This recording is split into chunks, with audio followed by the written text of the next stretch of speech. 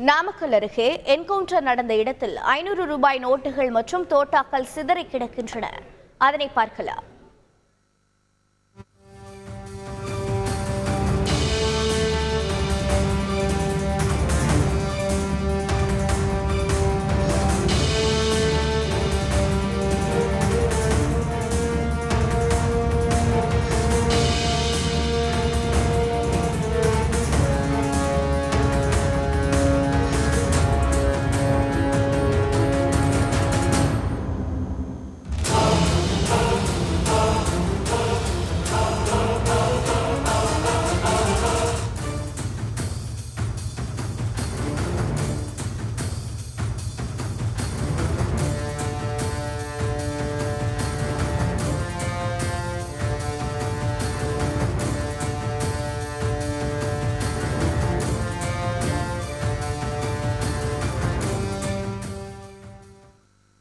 இது பற்றிய கூடுதல் தகவலை செய்தியாளர் சதாசிவம் வழங்கிட கேட்கலாம். சதாசிவம், வணக்கம். 500 ரூபாய் நோட்டுகள் மற்றும் தோட்டாக்கள் சிதறி கிடந்ததன் மேலும் விவரங்கள் என்ன? நிச்சயமாக கேரள மாநிலம் திருச்சூரில் நடந்த ஏடிஎம் கொள்ளை சம்பவத்தில் தொடர்புடையவர்களை நாமக்கல் மாவட்டம் வெப்படை அருகே தோப்புக்காடு ஓரைப்பகுதியில் என்கவுண்டர் செய்யப்பட்டு பணமானது தற்போது சிதறி கிடைக்கிறது. இந்த சம்பவமானது மிகவும் பரபரப்பை ஏற்படுத்தியுள்ளது.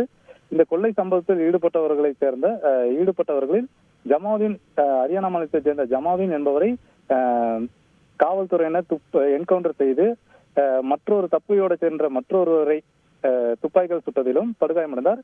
இதற்கிடையே கொள்ளையர்கள் ஏடிஎம்மில் கொள்ளையடித்த பணத்தை ப்ளூ கலர் சூட்கேஸில் பணத்தை வைத்திருப்பதாகவும் அந்த பணத்தை தூக்கி கொண்டு தப்பிச் செல்ல முயன்ற போது இந்த என்கவுண்டர் ஆனது நடந்திருக்கிறது.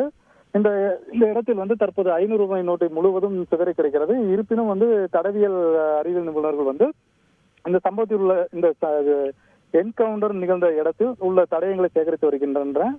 தற்போது கேரள மாநில திருச்சூரில் வந்த காவல் நிலைய ஆய்வாளரும் சம்பவ இடத்தினை பார்வையிட்டு தமிழ்நாடு காவல்துறை போலீசாரிடமும் என்கவுண்டர் நடந்த குறித்தும் பணம் ஏடிஎம் அந்த கொள்ளையடித்த ஏடிஎம் எடுக்கப்பட்ட பணமா என்பது குறித்து பார்த்து வருகின்றனர்.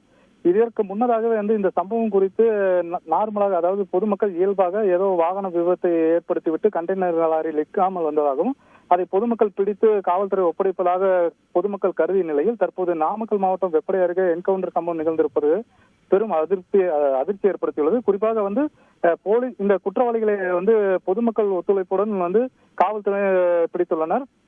தற்போது என்கவுண்டர் நடந்த இடத்தில் கொமராபாளையம் மாஜிஸ்ட்ரேட் அவரும் என்கவுண்டர் நடந்த இடத்தை பார்வையிட உள்ளனர். விவரங்களை வழங்கியதற்கு நன்றி சதாசிவம். செய்திகளை உடனுக்குடன் தெரிந்து கொள்ள உடனே சப்ஸ்கிரைப் பண்ணுங்க.